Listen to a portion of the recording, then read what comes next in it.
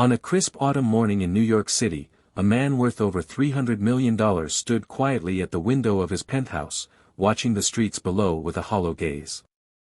Richard Hemsley had everything a man could want: power, prestige, possessions. Yet the mansion echoed with silence that no wealth could shatter. His 8-year-old daughter, Lily, had gone mute after her mother's sudden death in a car accident 2 years ago. The trauma had sealed her voice, and no therapy, doctor, or specialist from around the world could reach her. Richard would have traded his fortune just to hear her say, "Daddy," again. Lily spent most of her days in a wheelchair by the window, her eyes always searching the horizon for something even she couldn't define. One day, while driving through a rough part of Brooklyn after a business detour, Richard's car was stuck at a red light. That's when Lily's eyes lit up for the first time in years. She tapped the window glass with urgency. Across the street, 2 children, a boy around 10, and a girl slightly older, were sitting on a cracked sidewalk, performing a small puppet show with worn-out socks and sticks. They were scruffy, barefoot, and clearly poor, but their eyes sparkled with joy and creativity. Lily pointed at them with trembling fingers. "Stop the car," Richard ordered, startling his driver. They stepped out.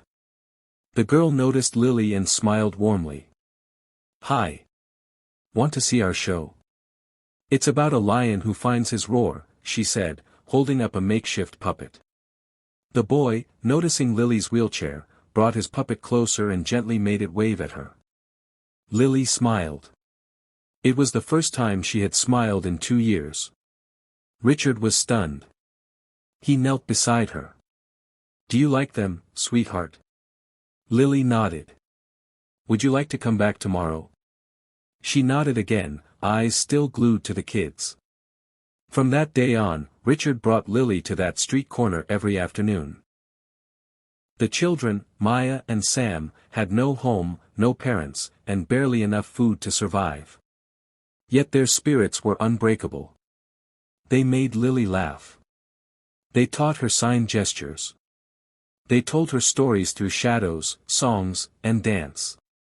Richard was amazed by how quickly Lily connected with Maya and Sam. She'd spend hours watching them, mimicking their signs, smiling at their antics. Maya would braid Lily's hair with flowers from nearby parks, and Sam would draw chalk animals on the pavement to make her laugh. Slowly, Lily began to change. One rainy afternoon, Maya reached out and took Lily's hand. "You know, you don't have to talk to say something. But if you want to talk again, we'll wait. Okay?" Lily squeezed her hand.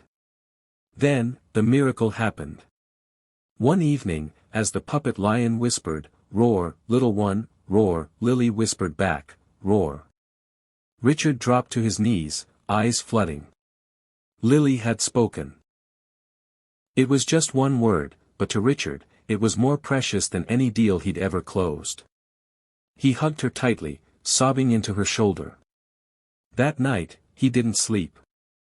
Instead, he made calls, to lawyers, to child services, to architects. Within a month, Maya and Sam had a new home. Not just a house, a center. The Lily Light Foundation was launched, a haven for traumatized children, run by Maya and Sam as youth ambassadors. Lily recovered, but more importantly, so did Richard. He stepped down from his companies, dedicating his life to helping those who reminded him that humanity couldn't be bought, only earned. Years passed. Lily grew into a bright, compassionate teenager who spoke with a quiet strength. She remembered every day spent with Maya and Sam. The bond between them remained unbreakable. At the foundation, dozens of children began to find their voices, just like Lily did. The center became a sanctuary for the forgotten, a lighthouse for the lost. One day, Maya stood at a TED Talk stage, telling their story. "We didn't heal Lily because we were experts. We just saw her. We waited. We gave her love that asked for nothing in return. That's all anyone needs." The crowd rose to its feet. The camera panned to Richard and Lily, now a teenager, clapping with tears in their eyes. Outside the auditorium, a child who hadn't spoken in 3 years whispered to his mother, "Can I go there, too?" Because sometimes, the poorest hearts hold the richest gifts. And one act of kindness can echo through generations.